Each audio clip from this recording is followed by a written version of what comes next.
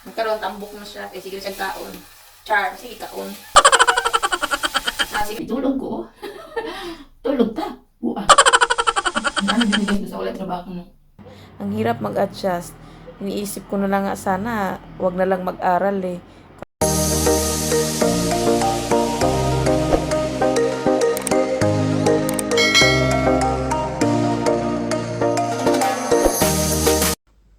Hello everyone! Good morning mga guys! So mga pita ninyo guys. Dili man makumpleto ang adlaw og wala tay pangapino. So bago start ang ating daily routine, mga pi usa tanyo para may energy, no? So today is Wednesday and it's 11 o'clock in the morning diri sa Finland, guys. So tanghali na ako nagising kasi alauna na ata kami nakatulog kagabi. Lagi kaming late matutulog ng asawa ko. So loy kay kung asawa kay ngano maaga siyang aalis sa trabaho nya gamay ra kay oras ang ihang tulog kay unsa man sige glantog movie, sige dula. O mao na diha ron. So moingon siya nako nga take it easy here daw. Nya kay dili man ko mapalagay guys, lami man kay kuri-kuri. So karon manglimpyo ako sa akong kwarto og sa sala gamay. So bago natin upisahan ang lahat, mga piusa ta. Kay wala tay energy, no. So ayan. Kapoy kayo ning sige tagpong ko og higda guys, oy. Walay exercise sa lawas, manang lihok-lihok putag ginagmay. Kay kaburing kaayo. Lami kay ilabas unya kay asa man ko paingon. No? Mura ko buang lakaw-lakaw res dalan ko usa. So, wala tayo mahims. Kundi rin magpuyo ta sa balay. So, mga pinata ninyo. So, mga unta guys. Itong bread na to is binigay to sa akin ng biyanan ko. Ginawa lang niya talaga ako kasi nung natikman ko to, nasasarapan ako kaya gumawa siya ulit.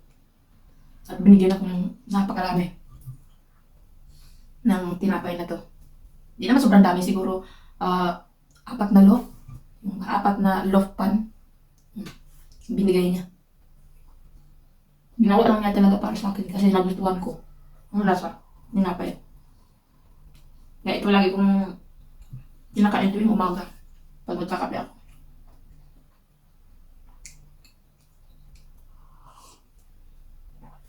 So, alas 11 na ako nagising guys. Ang asawa ko maaga umalis. Eh, sabi ko sa kanya, gagawa ko siya ng coffee. Kasi mga alas 8, alas 7 nagising na yan siya kasi pupunta sa trabaho. Tapos gagawan ko siya ng coffee. Hindi niya ako pinapagising guys. Sabi niya, you can sleep. No need to make me a coffee. I can make a coffee. You can sleep. O, di ba? Ba't ba ito? Ay, di tulog ko. Tulog ta. Buwa. Ano binigay ko sa ulit trabaho no? Tulog ra. Pero pag display na ako, magagising na. So ngayon, wala pa. Kaya, tulog tag. Kasi guys, natutulog kasi kami mga alas 12 na, alauna. Kaya, nagigising ako alas 10, alas 11. Wala na siya. Alis na.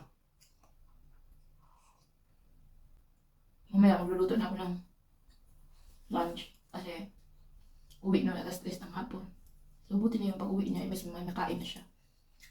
Kaya magluluto ako ng lunch. And after lunch, sige-study na naman ako.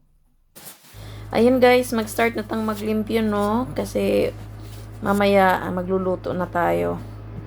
Hindi naman gaano ka rumi yung room namin guys kasi na-vacuuman ko na to kahapon. So, ayusin ko na lang tong kama.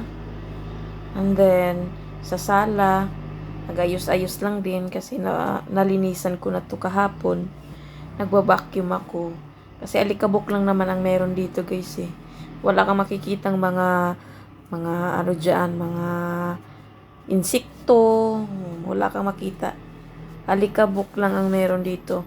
Sobrang linis dito sa Finland guys. Wala kang makikitang mga langaw, mga ipis, mga kung ano-anong mga box.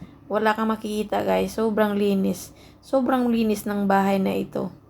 So kahit na lalaki yung asawa ko, pero napakalinis ng bahay. Malinis kasi yung asawa ko guys eh. Kaya hindi ako nahirapan nung pagdating ko dito kasi malinis na yung bahay niya. So ayan, pagkatapos ko maglinis, nag-study na lang muna ako bago ako magluluto. Alas 3 pa naman ang dating ng asawa ko eh, alas 12 pa lang.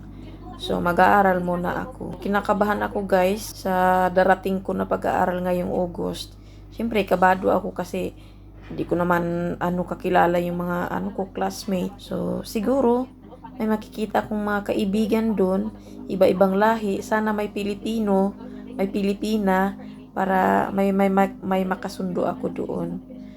So kinakabahan lang ako guys. Normal lang naman siguro to guys, no? Kasi syempre first day of school, wala kang kakilala, hindi mo alam mga ugali nila kasi iba-ibang lahi. Ganun, syempre mahiya ka. Ang hirap kasi mag-adjust guys, lalo na pag hindi mo bansa, no? Ang hirap mag-adjust. Iniisip ko na lang nga sana, wag na lang mag-aral eh. Kaso hindi naman pwede guys kasi mahirap mag-apply ng trabaho pag wala kang pinag-aralan sa language nila kahit basic lang. Importante talaga guys. So, mag-aaral ka na lang talaga kasi mahirap eh. Mahirap talaga eh. Mas maganda yung makahanap ka ng magandang trabaho kaysa yung lang, part-time lang na trabaho, yung hindi continuous. Kaya laban lang, ganun talaga ang buhay, walang madali. So ngayon, pinagpaplanuhan na namin ng asawa ko kung paano ang setup dahil may work siya, tapos pag oras na ng klase ko, walang maghahatid sa akin, so magbabas na lang siguro ako or ihahatid ako ng asawa ng kapatid ng asawa ko. So yun na lang ang plano namin. Pero mas okay sa akin kung magbabas na lang ako para ma-experience ko naman, no? Para magiging ako, masanay ako dito, no? So kahit takot, pero okay lang, laban lang. Nagluto na ako guys ng aming tanghalian kasi malapit na umuwi ang aking asawa. Ang akong lutoon, nilagang baboy. So ito yung mga ingredients. Yan. Kasi mamaya darating na yung jusawa ko. So magluluto na tayo. So, kinanglan na ito itong alagaan itong banda para di tabiyaan. Magluto na ito itong tanghalian. Atong kalanggaan na itong banda guys. Kaya nga kung magpabaya ta, abiyaan ta. Magkaroon, tambok na siya. Kaya sige na siyang kaon. Char, sige kaon. Sige na siyang kaon rice, karni. Kaya sige mo magluto guys. Manang, sige mo siyang kaon.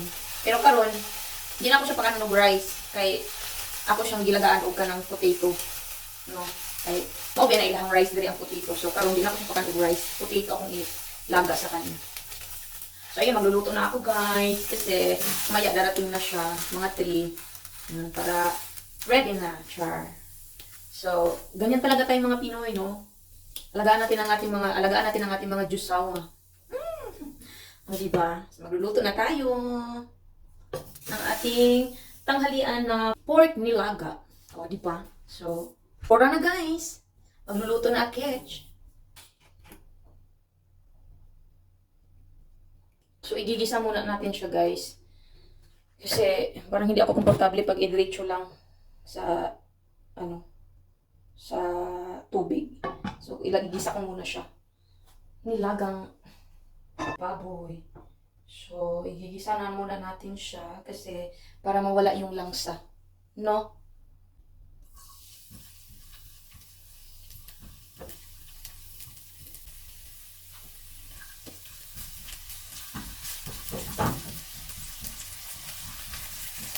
Nilagyan natin ang karne.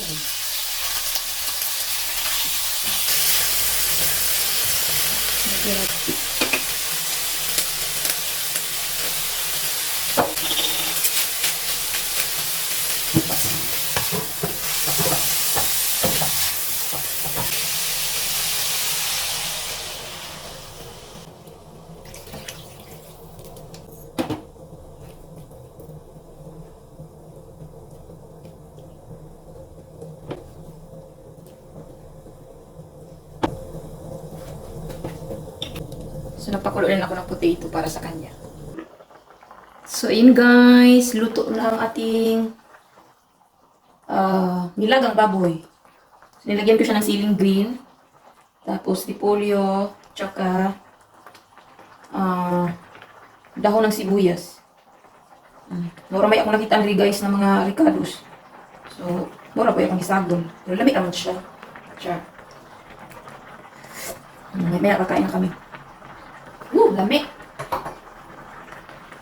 Gutom na talaga ako guys. Sa wakas dumating na rin yung asawa ko. So kakain na kami.